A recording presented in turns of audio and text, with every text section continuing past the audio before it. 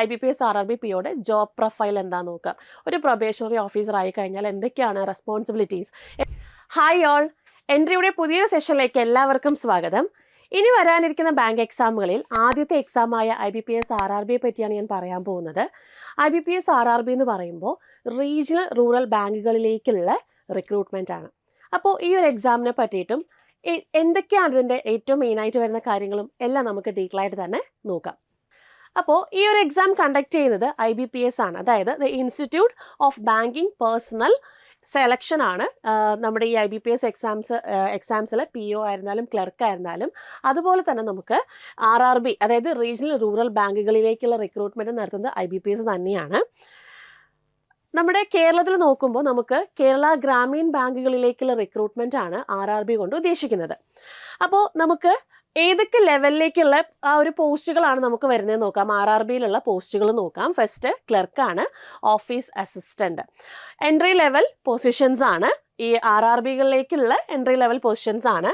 Next probationary ഓഫീസറാണ്, അത് higher level പൊസിഷനാണ്. അതായത് നമ്മുടെ മാനേജർ പോസ്റ്റിലേക്ക്, ആ ഒരു റെസ്പോൺസിബിലിറ്റിയിലേക്ക് വരുന്ന ആദ്യത്തെ ഹയർ ലെവൽ പോസ്റ്റാണ് പ്രൊബേഷണറി ഓഫീസർ.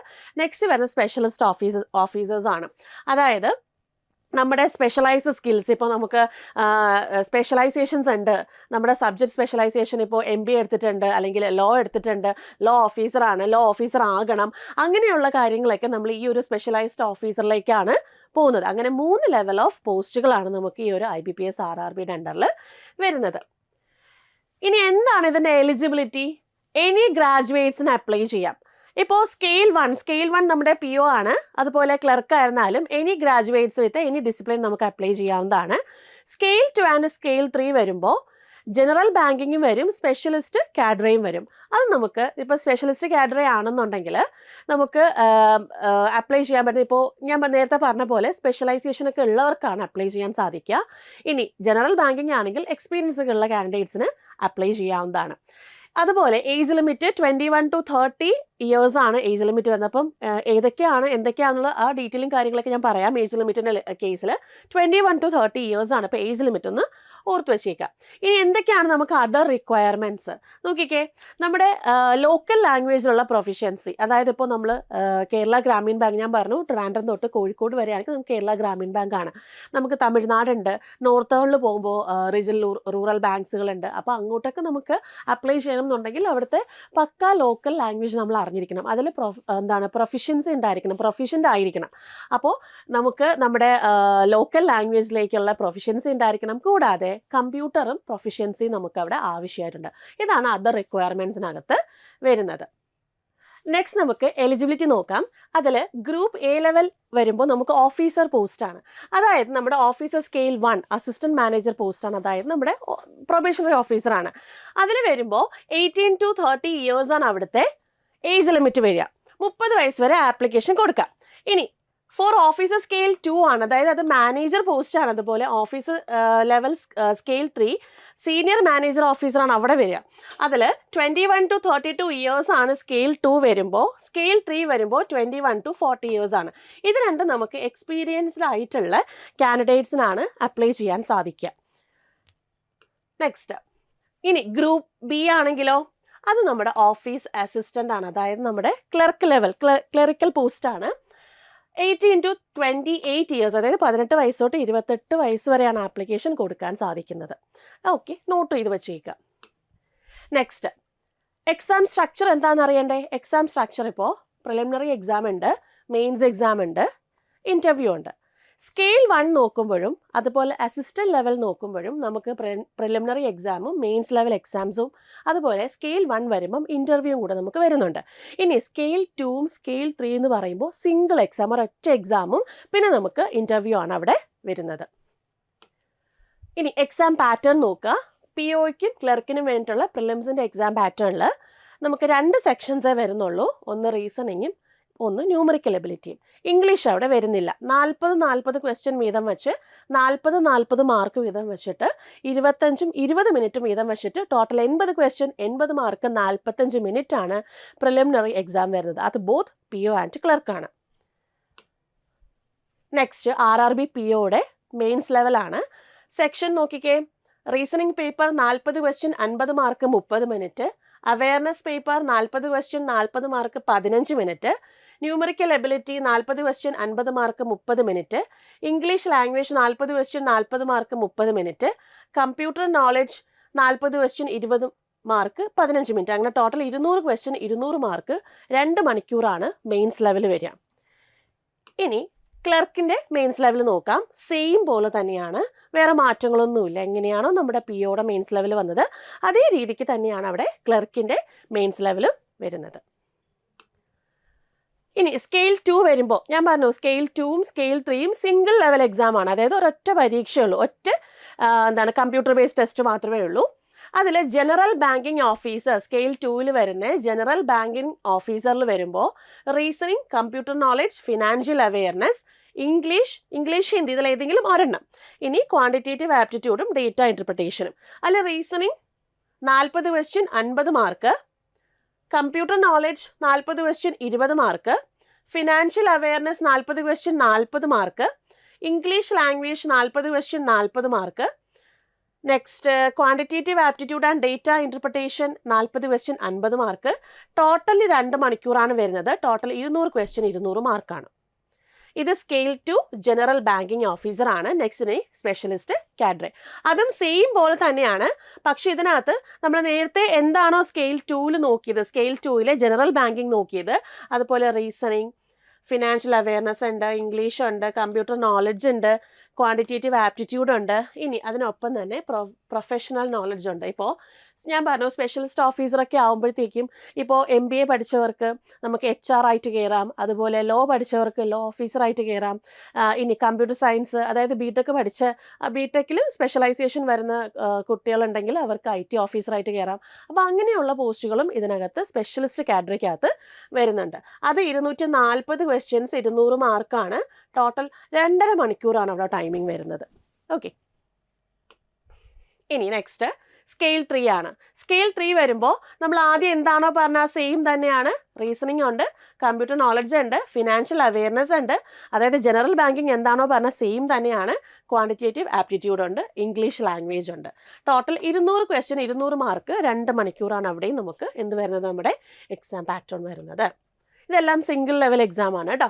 ഇനി നെക്സ്റ്റ് നമ്മുടെ RRB ക്ലർക്ക്, അതുപോലെ RRB POയുടെയൊക്കെ സാലറി സ്ട്രക്ചർ ഒന്ന് നോക്കാം.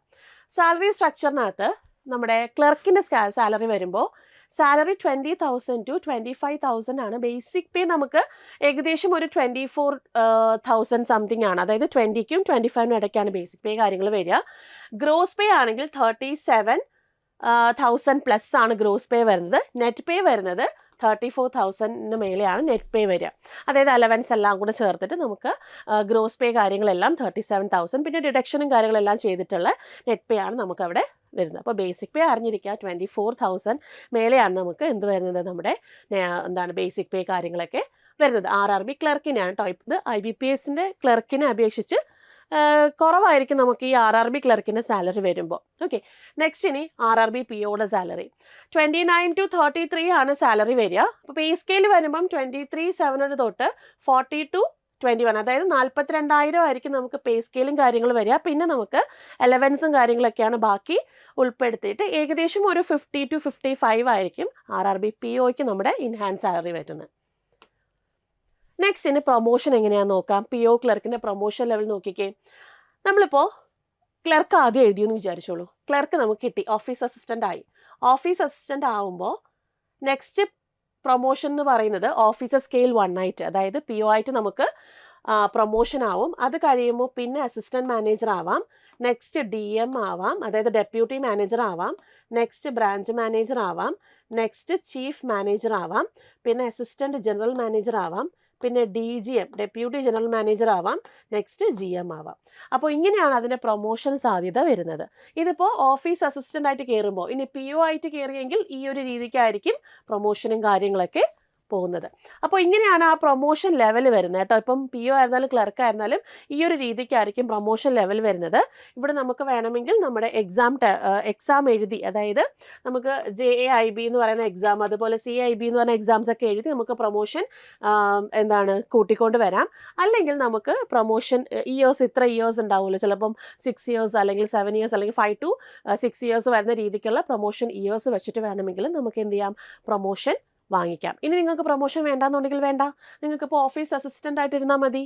എനിക്ക് പ്രൊമോഷൻ വേണ്ട, നിങ്ങൾക്ക് ഓഫീസ് അസിസ്റ്റൻ്റ് ആയിട്ട് തന്നെ തുടർന്ന് കംപ്ലീറ്റ് ആയിട്ട് ആ ലൈഫ് ലോങ് നമുക്ക് അങ്ങനെ തന്നെ പോകുന്നത് കൊണ്ട് കുഴപ്പമൊന്നുമില്ല.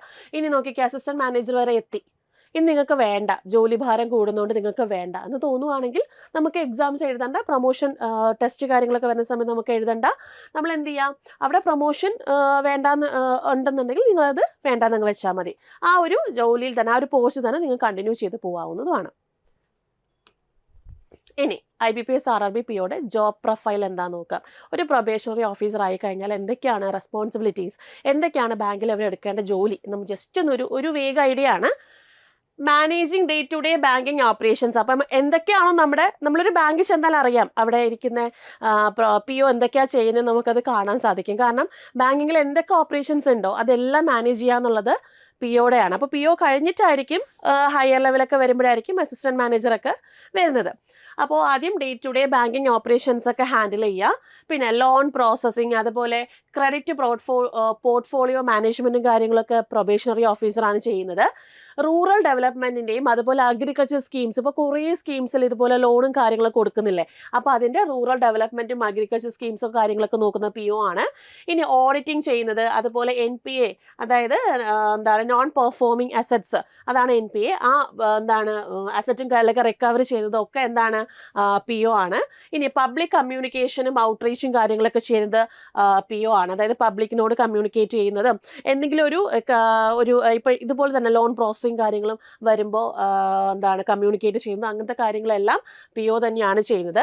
ഇനി സ്റ്റാഫ് സൂപ്പർവിഷൻ, അതായത് നിങ്ങൾ POയുടെ താഴെ വരുന്ന സ്റ്റാഫിനെല്ലാം സൂപ്പർവൈസ് ചെയ്ത് അവരെ ആ ഒരു ജോലിയിലേക്ക് കൊണ്ടുവരിക, അല്ലെങ്കിൽ ഒരു സൂപ്പർവിഷൻ കൊടുക്കുക, അതാണ് അതുകൊണ്ട് ഉദ്ദേശിക്കുന്നത്. നെക്സ്റ്റ് ബാക്കി റെസ്പോൺസിബിലിറ്റീസ് ആയിട്ട് വരുന്നത്, ഇനി ബാങ്കിൽ എന്തൊക്കെ റെസ്പോൺസിബിലിറ്റി കാര്യങ്ങൾ ബാക്കി വരുന്നു അത് കംപ്ലീറ്റ് റെസ്പോൺസിബിലിറ്റീസും POയുടെ മേളിലാണ്. ഓക്കെ, ഇനി നെക്സ്റ്റ് വരുമ്പോൾ ക്ലർക്കിൻ്റെ ജോബ് പ്രൊഫൈലാണ്. അത് കസ്റ്റമർ സർവീസാണ്. ഇപ്പോൾ കസ്റ്റമർ സർവീസ് എന്ന് പറയുമ്പോൾ ബാങ്കിൽ വരുന്ന ആൾക്കാർ നല്ലപോലെ സർവീസ് ചെയ്യുക എന്നുള്ളതാണ്. ഇപ്പം അവർ ഒരു ലോൺ എടുക്കാനാണെങ്കിൽ, അല്ലെങ്കിൽ ഇപ്പോൾ എന്തെങ്കിലും ചെക്ക് റിലേറ്റഡ് ആയിട്ടാണെങ്കിലോ, അല്ലെങ്കിൽ ഇപ്പോൾ പറയുകയാണ് അവർ ക്യാഷ് എടുക്കാൻ വേണ്ടിയിട്ടാണെങ്കിലോ, അങ്ങനെയൊക്കെ വരുന്നതെല്ലാം സർവീസ് ചെയ്യുന്നത് ആരാണ്, ക്ലറിക്കൽ പോസ്റ്റിലിരിക്കുന്ന ആൾക്കാരാണ്. ബാങ്കിങ് ട്രാൻസാക്ഷൻസ് നടത്തുക, ഇപ്പോൾ ക്ലർക്ക് തന്നെയാണ് ക്യാഷ്യറായിട്ട് ഇരിക്കുന്നത്, അങ്ങനെ ട്രാൻസാക്ഷനും കാര്യങ്ങളൊക്കെ നടത്തുന്നതൊക്കെ ക്ലർക്ക് ലെവൽ ജോബാണ്. ഇനി റെക്കോർഡ് കീപ്പ് ചെയ്യുക, അതുപോലെ ഡേറ്റ എൻട്രി കാര്യങ്ങളൊക്കെ നടത്തുന്നത്. ക്യാഷ് ഹാൻഡിലിങ്, അതാണ് ഞാൻ ഇപ്പോൾ ക്യാഷ്യർ എന്ന് പറഞ്ഞപ്പോൾ ക്യാഷ് ഹാൻഡിൽ ചെയ്യുന്നത്. ഡോക്യുമെന്റ് മാനേജ്മെന്റ്, ബാങ്കിന്റെ ഡോക്യുമെന്റ്സ് കാര്യങ്ങളൊക്കെ മാനേജ് ചെയ്യുന്നത് ഒക്കെ ക്ലറിക്കൽ പോസ്റ്റിലിരിക്കുന്ന ആൾക്കാരാണ് ചെയ്യുന്നത്. ഇനി സ്കെയിൽ 2 and 3യുടെ ജോബ് പ്രൊഫൈൽ നോക്കണ്ടേ, അതായത് കസ്റ്റമർ റിലേഷൻഷിപ്പ് മാനേജ് ചെയ്യുക. ഓക്കെ, കസ്റ്റമർ റിലേഷൻഷിപ്പ് എന്ന് പറയുമ്പോഴത്തേക്കും അവർക്ക് ബാങ്കുമായിട്ടുള്ള വരുന്ന റിലേഷൻഷിപ്പ് മാനേജ് ചെയ്യേണ്ടത് ആരാണ്, സ്കെയിൽ 2 and 3 വരുന്ന 3യിലിരിക്കുന്ന ആൾക്കാരാണ്.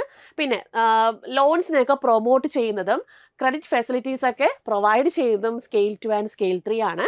ഇനി ലോൺ ആപ്ലിക്കേഷൻസ് അസസ് ചെയ്യുക, ക്രെഡിറ്റ് പ്രൊഫൈൽസും കാര്യങ്ങളും ക്രിയേറ്റ് ചെയ്യുന്നത് സ്കെയിൽ 2 and 3 ആണ്.